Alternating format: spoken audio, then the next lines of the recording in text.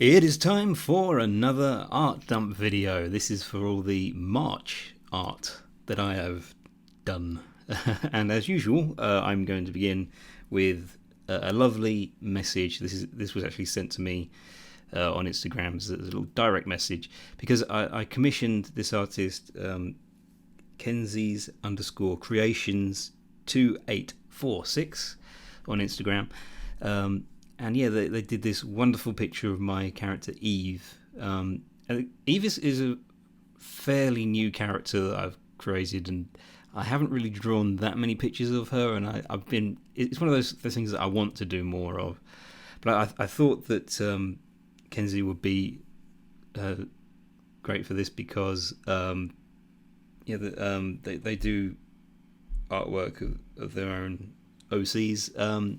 One of which is a raccoon, and there's a lot of that. So yeah, I just figured that would be a good thing to suggest that so I'm just going to read the message here that she wrote. It says, "I loved making this. It's been a pleasure drawing Eve. You've been such a big inspiration to me since I joined Instagram, and your support has helped me grow so much. I always look forward to your feedback on my stuff.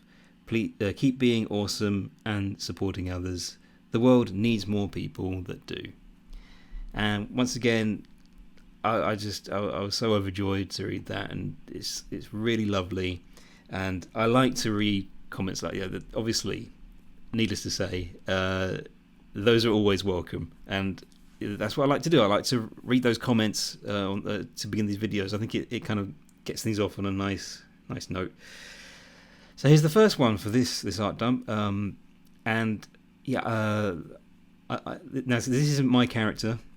This is actually there was a kid at my church who showed me some drawings he did of some aliens, and obviously I like drawing aliens. I draw a lot of aliens, and I was really impressed. I loved the ideas that he had. And one of the characters, I think his main character, was an alien magician.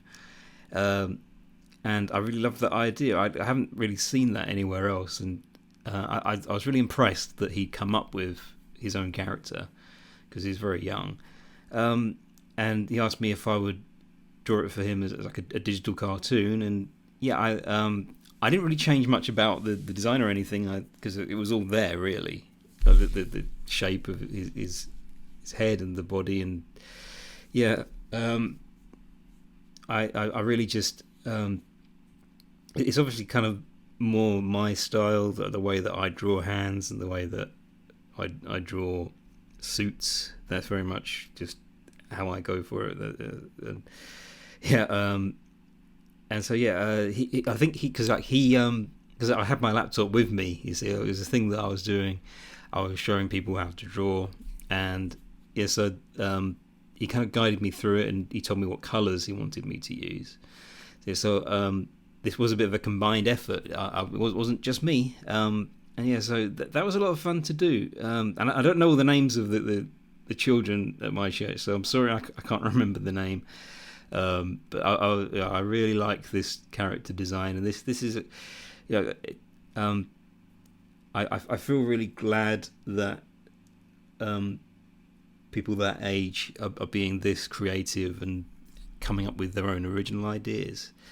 This drawing is the latest of the art classes. So for anyone who doesn't know, I've been taking some online art classes with Tim Lee Michael. And I was quite pleased because we're learning about caricatures, and I find caricatures a bit hard because you've got to try and make them exaggerated and make them recognizable. I've mentioned that I think in the I am repeating myself because I'm pretty sure I said that. Yeah, I'm just saying the same old thing over and over again. But yeah, here's the thing. This class went well because Tim said he thought this was the best one I'd done so far. So I was very flattered to hear that. And I think it's a sign that I may be starting to get the hang of doing caricatures, and I was really thinking in silhouettes, I think, because that is what I'm really trying to do. I think the ear on the house left, that needs a bit of work, because it doesn't look like the other ear. And I think it's mostly because it's too sort of pinched and squashed, and it needs a bit of expanding, I think, because I think it's hard because I noticed that the picture wheel work is like a stock photo. I don't know who this guy is. This is a little boy, yeah, we had a stock photo that we all had to work from, and yeah, I think I did all right. I'm quite pleased with how I did the mouth, because I usually don't do anything interesting with mouths that much. I mean, like, if I do make them kind of exaggerated, they look weird. Yeah, so I think it really helped to have a photo. So yeah, it was a bit hard knowing exactly, as usual, just like knowing exactly how accurate I was going to be. And when it came to shading, I just sort of did the basic shading that I do, and it doesn't look great.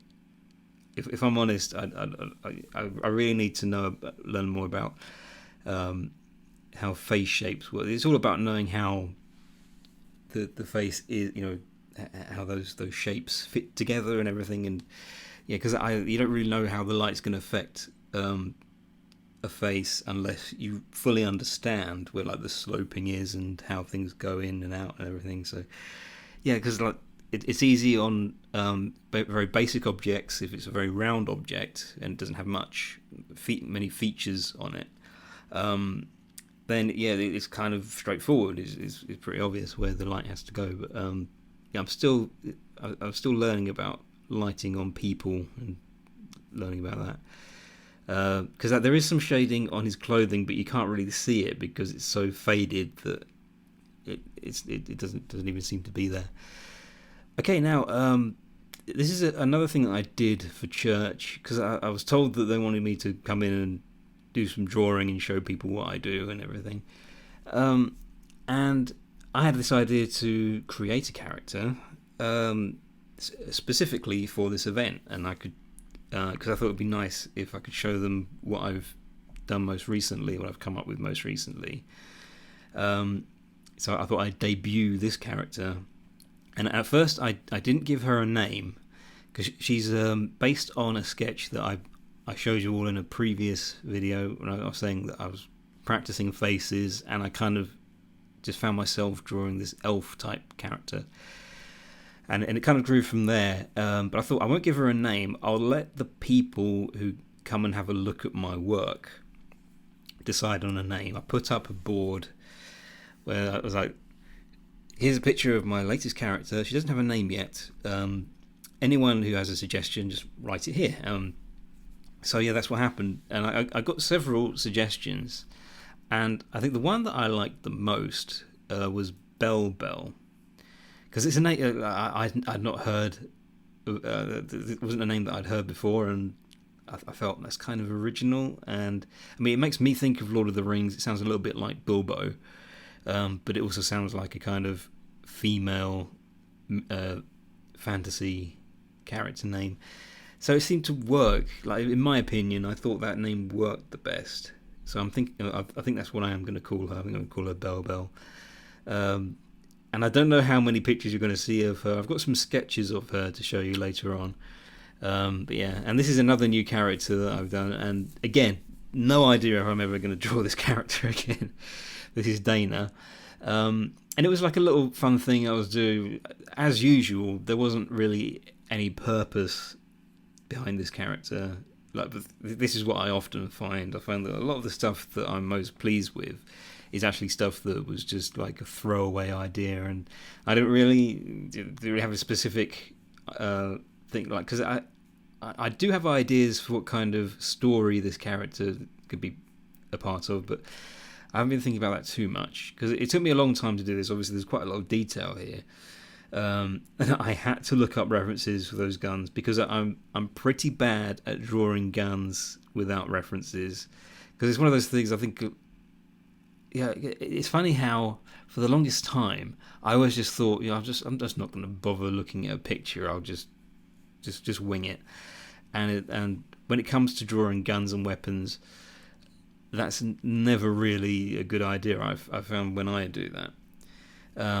So I did look up some images to get a better idea, and I think because I didn't really study the way this, I suppose it's kind of dangerously leaning into the kind of copyright area where I just sort of drew what I saw, but it's just because otherwise I wouldn't have had a clue how to how these things are supposed to fit together. I don't know anything about guns.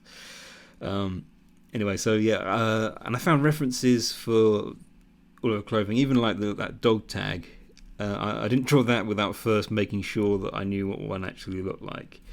Because I've had a lot of advice from artists saying it's very easy to think you know what something looks like, but it's always worth having a look. Because it's so easy now to go on Google Images and look up reference material. And reference material is useful for pretty much everything you want to draw. It's often good to have a go at drawing it from memory first, but then seeing how what you've done compares to the real thing.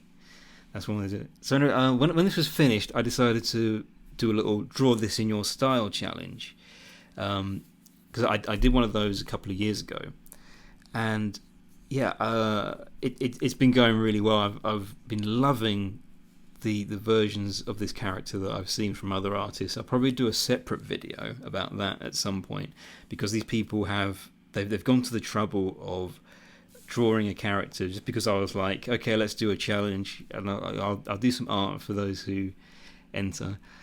Yeah, so but by the time this video goes up, the contest will have ended. So I'm not offering any more prizes to anyone at this point, but maybe I'll do another contest at some point, because it was great. I really enjoyed seeing what other people were doing, and yeah, I've done some more art for what was it? I'll just make sure I get the names right. This was for the Furmaster78 on Instagram, because they have a character named Lenny or Leanie. I'm guessing it's Leanie because there's only one N. Yeah, and she's normally an orange cat, but we're doing this thing where she's been hanging around with my OC Staria, and Staria has like magic powers, and I've had a lot of requests for Lenny to be turned into different animals. So she's a raccoon here, and I had the idea of including Ema as well. Ema's the one over on the right, and that is a whole thing that I keep doing. You can even see the picture over there in the background of Staria turning Ema into an elephant. That's one of the ones I did last year. So yeah, these are always fun to do, and it is a bit of a challenge when you're thinking, how do I make this character? Once again, it's about putting differences into it, but at the same time trying to preserve a kind of familiarity, and that is that's always a challenge, and it's one that I recommend artists have a go at. Just try drawing characters in a different form. Just think about how can you tell it's them when they've been transformed, and yeah, it's a good exercise. And I did the kind of My Little Pony glowy effect, from the sort of field that's building up around them, that sort of orange blobby thing. That's really just yeah. I was thinking My Little Pony. Yeah. that's what that effect looks like on that show. So yeah, I just use that. Right, here's another one that took quite a long time, because I want to get used to. Well, I want to spend a bit more time with backgrounds, because backgrounds are very important, as a lot of us know. And yeah, look, I heard someone say something. I thought this was a really good point. It's actually a lot easier. Like if you're drawing if you're drawing a scene, it's always good to draw the background first and then draw the characters after you've done that, because the way I would put it is, your background can influence the way you draw your characters. Now, there are no characters here yet, but that's something that will be coming later. So yeah, and I think it's true because, yeah, as I say, you have something that will influence what you do. This is an example of how your own work can inspire what you draw next. And yeah, so I think what I might try and do is set up some projects where I don't draw the characters until I have the background. And maybe I probably won't be too strict about it. Like, maybe I won't do a full color background like I've done here. Maybe it'll be a line drawing. Maybe it'll even be a pre-sketch of the background.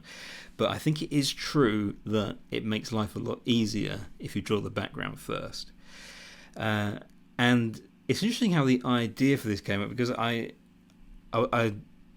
really started getting into the habit of looking up stock photos of people that would work well for like my artwork, so to give me a reference for my art. And I was inspired by a number of pictures I looked at, and I found a picture of, it was like a woman standing with an open book, a very big book. And when I looked at that, I think it got me thinking about, what if it's like a young witch looking through a spell book? Because I showed you some pictures of a witch I did in a previous video. So again, like, for newcomers, yeah, I've shown some pictures of this witch character. Then I started to think, okay, what if she's in a library? And then I thought, right, what I might try and do, because it kind of sounded like quite a satisfying idea, find a picture of a library and work on that. And I did find that doing the library background, so this is meant to be a library for like a witch school, and that's why there's, if you look carefully, you can see one of the books is black, so there's a black magic book there, and that's a little Easter egg. I quite like that idea. I thought, because while I was working on it, it was like, yeah, it took a really long time to do all those shelves and everything, but it was quite enjoyable. It was quite relaxing to do, and you can be really random with the books because you don't want them to all be the same size. And it was a good exercise in thinking, how do you make it look like a real bookshelf with real books, and how you can think of this as. And I learned a lot, because if you look around, you can see that some of the books appear to be in like part of a series, because I thought that adds a little element of realism, because in libraries you do see like a line of identical books, and that tells you that they're all part of the same series, because that's what I noticed when I looked at the reference photo, because I kind of studied it while I was working on this piece, and yeah, it was, as I say, relaxing, and I feel like I learned a lot from that. And so I think that's a great thing about doing backgrounds, because if you work on them, if you take your time, you can learn a lot. And so this is something that I recommend. I think I'm going to have to move on, because I could talk about that all day. And this is an example of when I don't really try with backgrounds, because I must admit, with this one, I did the foreground first and then the background. I thought I won't worry about it too much, because I think my main priority was to get these two characters done. And once again, I'm going to mention Mackenzie Simpson, or Kenzie's _creations 2846. That's their character Macoons over on the left, and the other one is Panda Jen, and you can find Panda Jen at PandaGen0, I believe, on Instagram. And I wanted to draw these characters mostly because both of these artists are really talented, and I don't feel like they get enough attention. I think they could do with a lot more support, and I definitely recommend people check out their work. And I'm putting links to their social networks. I always do this. I always put in links in the description of this video, So if you go down there, you should be able to see them. And yeah, I noticed that these two characters have a lot in common. They're very hardworking, and they don't particularly enjoy the jobs that they have to do. And then it kind of struck me, it would be nice if these characters could meet up and just talk about work and, be honest about things that they're going through, and maybe get a bit of enjoyment out of it. So I thought I'd draw them looking really happy, because in like the comic strips and things that I've seen these characters in, they're always very unhappy. And I thought if they get together and they get to have a laugh about things, then it would cheer them up, and it seemed like a cute idea. So yeah, and the great thing is, it seems that both of these artists have now become aware of each other. So we seem to possibly be creating more of a network now, and yeah, that's reassuring, because Mackenzie said to me, thanks for introducing me to another amazing artist. So I'm really glad that she's now aware of Panda Jen. So this is an example of how art can bring people together. And then this is a draw this in your style challenge that I had to go at. And most people know that I'm friends with Addy Kid, and I've mentioned her work quite a lot in these videos, and yeah, I really like her style. And she had this draw this in your style challenge, and I believe hers is still open. Hers is open. Well, she said it's open until April, so we may only have a few days. I don't know. I don't know what the exact date will be. Yeah. So, but yeah, this was interesting, and it was one of those drawings where I'm kind of glad that I managed to do it, because when I saw on Instagram that she was starting her own draw this in your style challenge, I thought about it, and I was like, okay, I'll put a pin in that. I do this a lot. I'm like, yeah, that's something that I might do. I didn't promise anything. I tend not to say to people, I'm totally going to draw that, because the problem is, I mean, the biggest problem is I can't keep all of my promises, because I don't really have the time. There's a lot of art that I don't have the time for, and that is just the way it is. Like it sucks, because there are a lot of people who like what I do now, and I'd like to be able to please all of them, but it gets to a certain point where it's like, yeah, I kind of have to prioritize now. There is stuff that gets forgotten about. But I'm glad that I went through with this one, because I thought if I don't hurry up and do it, then I'll miss the deadline, because we've got to get these in before April. So yeah, it's probably too late that I'm bringing this up now. A lot of these have expired at this point. Anyway, but I'm pleased with how this came out, and yeah, the original picture was of like a thunderstorm character, and she looked quite stern. That was sort of the expression that she had on her face, and I sort of had this idea of her kind of throwing a tantrum, because I just thought that the whole kind of thunderstorm theme just made me think, what if this character was really stressed or really angry and throwing a tantrum, and I put tears in her eyes, very sort of cartoony tears. Like I don't know what the best way is to describe those kind of tears. There's ones that kind of bulge out and they're really blobby. I don't really know what the word is for that. But that's it. Those are all the digital things that I've done. Seem to be making good for time, because I'm only 24 minutes into the video now. So here's a sketch of Bell, and I had this printed to be used as a colouring in sheet when I did my church session, my little art session over there. I'll tell you what, I'll just get that calendar out of the way, so you can see the dragon. You can see his eye. I was covering up his eyes. Oh, I can't see. Turn out the lights. What's this? Who put a calendar in front of my face? And yeah, this is because I sometimes find that I really admire a lot of other artists who are able to do the kind of very comedic takes and that very kind of cartoony stuff. So this was my attempt at doing something a bit like that. Because I do this a lot with my characters. I treat them extremely badly. And yeah, it's hard to really say what the context is here, but I think Bell Bell tried to befriend a dragon and it did not go well. So yeah, that's what that sketch is. There isn't really a lot more to say about that. I'll put the calendar back because I want to remind everyone what month it is. And it's a horse. And yeah, I can't deny horses are very difficult to draw, and I didn't really go the extra mile with this one.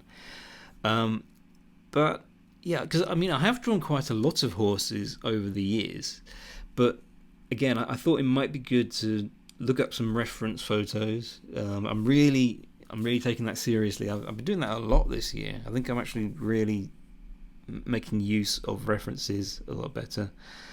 And I picked up a few things that I'd never really considered before, because when I draw a horse's mane, I usually draw it very wavy looking, and it does sort of defy gravity. And for once, I just thought, this time I'm going to have the mane kind of flop down and actually show, because like we don't really want it to defy gravity. We want to show that gravity works in this. Because this is the exact reason that Bell Bell's cape isn't floating about. She's not riding the horse, so we're not showing any kind of...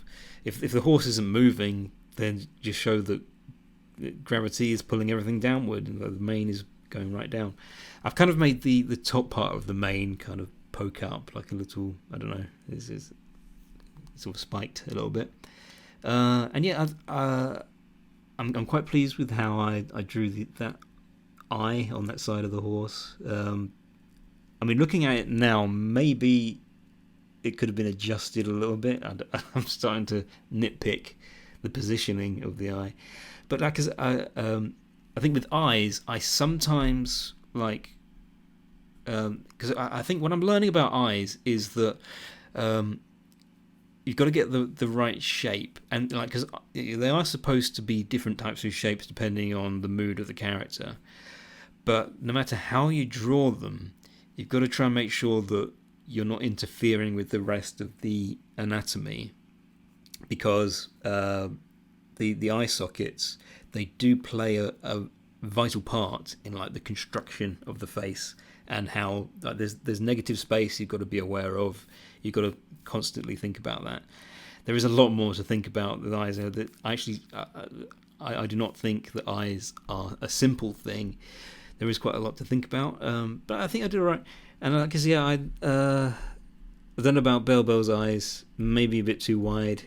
I think that character could probably benefit with some slightly smaller eyes.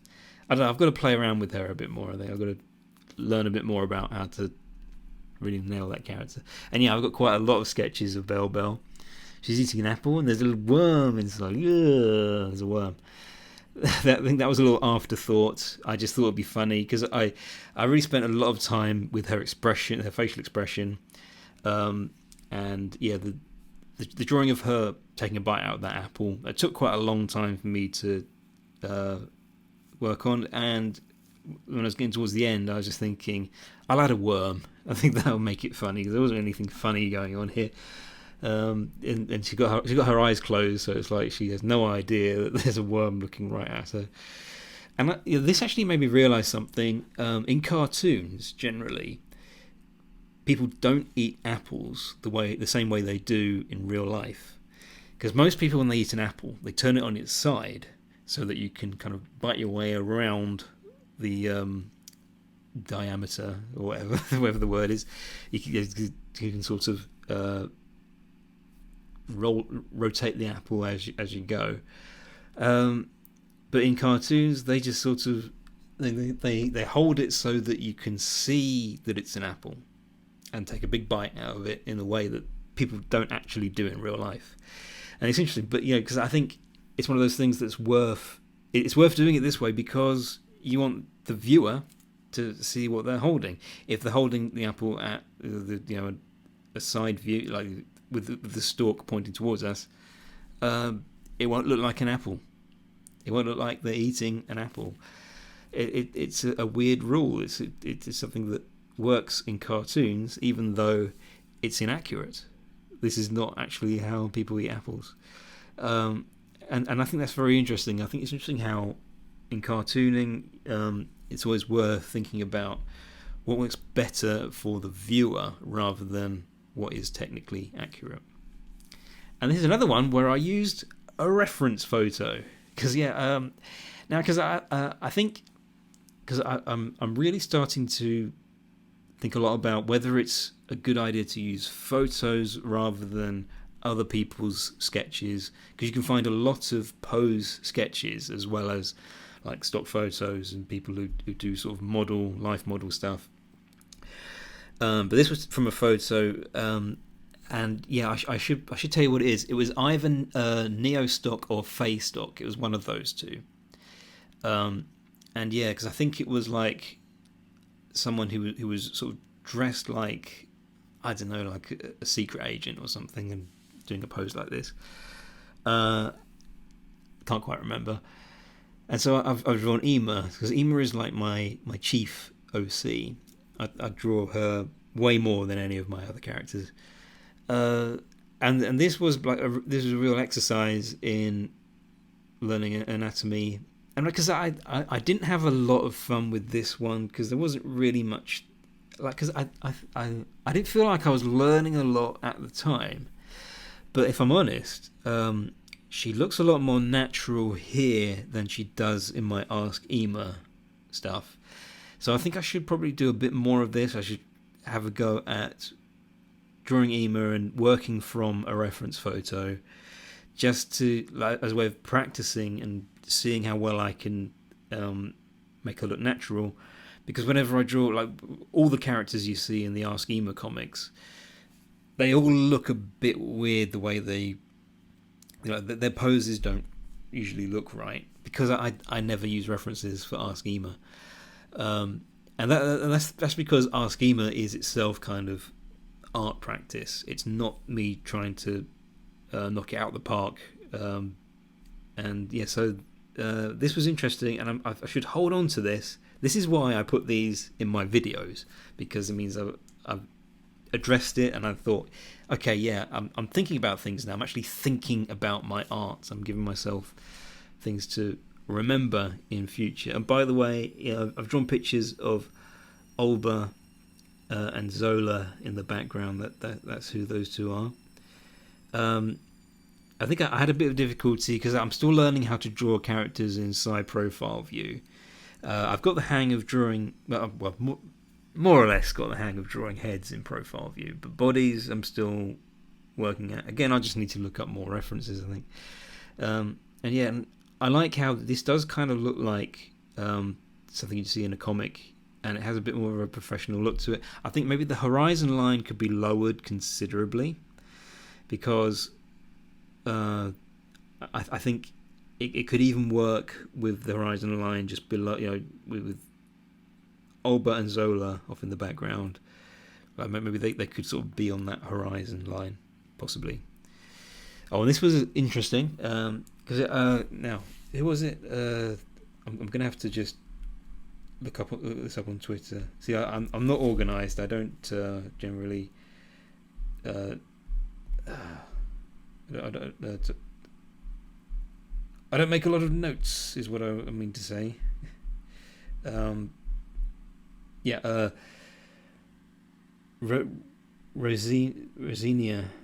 Rosenia Arts on Twitter. They've been asking lots of questions about people's OCs, because Lexi Rosine. I'm really bad at pronouncing names. It's embarrassing because I've been following this person for a while and I've been interacting with them a lot. I'm really bad at saying things out loud.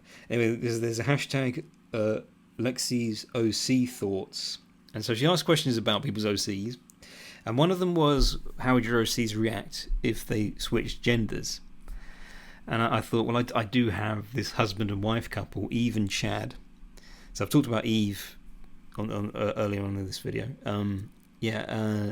So if you've seen my other videos, I've talked about both of these characters. And for Valentine's Day, I did a picture of Eve and Chad when they're about to go out on a date. And I kept the original PSD of that file, and I'm glad I did, because when I saw this question, how would your characters react if they switched genders? I just thought I could have a go at that. I could have a go at tweaking the designs so that they look like they're the opposite gender. So I drew Eve on the left as a boy. So maybe we could call him Adam. In this universe, this character's called Adam instead of Eve. So Chad, the one on the right, I had a go at making him look like a woman, and he ended up looking like, because it's a bit of a Marilyn Monroe type. the way I've drawn his dress, the sort of the way it's cut, that seems a bit Marilyn Monroe. I wasn't deliberately going for that. It's funny how things turn out that way. And those earrings he's wearing, Eve was wearing those earrings in the original drawing. Did I keep the original? I don't know if I have it on here. Anyway, so that's basically what I was doing here. I was just changing their outfits and their bodies in certain ways. So what would Chad's name be? Charlotte, something like that. Just use the same three letters. Anyway, because this is Eve, and she's not meant to be a man in this one. This is her dressed as a knight for a comedy sketch that she's about to do, because she's a cast member on this in-universe TV show called Saturday Night Live. And I sort of came up with the idea of that because, first of all, there's a thing called Saturday that people do on Twitter, but also I thought, because the idea in this world, they all live in a place called New York City, like the cat noise Mew, so I really like the idea of them having Saturday Night Live, because it'd be like live from New York. It's Saturday night, and that just seemed to work. And I really like the idea that if we could have this in-universe show, and Eve is a cast member, so let's just make something to make her a bit more interesting, I suppose. But I have drawn more pictures. Yeah, here's another one. She's in a trench coat here. I just like trench coats. I just think characters look pretty cute in them. And I think because I didn't use that many references for the pose or the clothing. Sorry about the noise. There's an aircraft going over. I really just intuitively drew that newspaper. But that was interesting because in the past I've drawn newspapers and they don't really look like newspapers. And over the years I've learned more about how to kind of add those creases and things that you see. And I've realised that when people hold newspapers, they don't necessarily have straight lines going across. Like if you look at the bottom half of that newspaper, I've really curved the lines, and I've actually one of them sort of slightly bent line, things like that, because papers get folded and creased a lot, and they aren't perfect squares. Like even though the actual, like if you fold one out flat, obviously it's going to be like a very geometric looking object. But you kind of start with two simple shapes looking like they fit together, and then just sort of go over that and make it look more like it's creased and everything, and it's really that simple. And I think Eve looks pretty cute here. As I say, I just like this idea. I didn't have to worry too much about her face because you can only see her eyes. So I think I did a good job with the hat, because again, no reference. I will try and make sure that I actually use references, because this is just practice. This isn't the main attraction. But when I do the serious stuff, I will endeavour to use more references, because when you draw things like hats, or any kind of props, like hats, newspapers, don't do what I did here.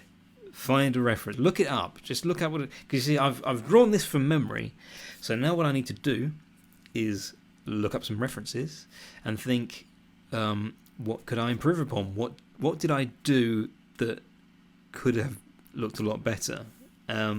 Because it's very easy to think I'm just going to settle with this, but when you look up references after you've drawn something, you then really start to think about what you could have done. Oh yeah, this is a fun thing. I'm kind of thinking ahead to summer, because I just really like the idea of putting these characters in hula skirts. So yeah, you might see the finished version of this image on the first day of summer, maybe. That's kind of the idea.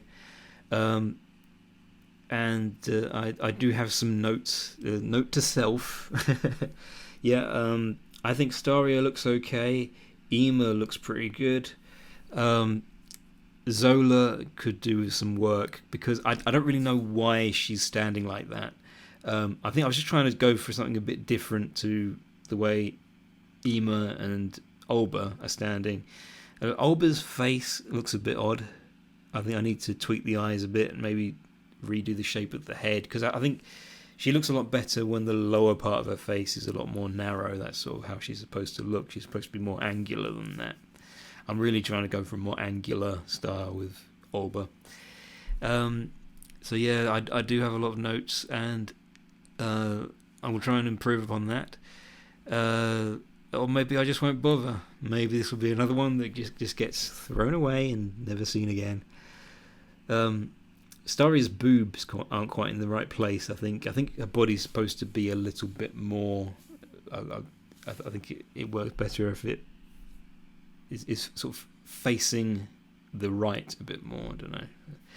But that's it. I'm done. I'm finally free. I can do what I want now. I've got the whole day to just goof off and do what I like. Yeah. So thank you very much. Yeah, once again, I love it when people say nice things about my work, and I like to show my appreciation by including some of those messages at the start of these videos. So if anyone comments on my work, if it's something that makes me feel good, then there's a good possibility that you'll see that comment featured in one of these videos, and yeah, I'll talk about how lovely it is and how flattering it always is. I'm so glad that there are people out there who really like my work, because I was sort of getting to a point where I was really doubting that was ever going to be a thing, and you know, it really is. So thank you all so much. I love you guys, and do take care, and I am off to the pub.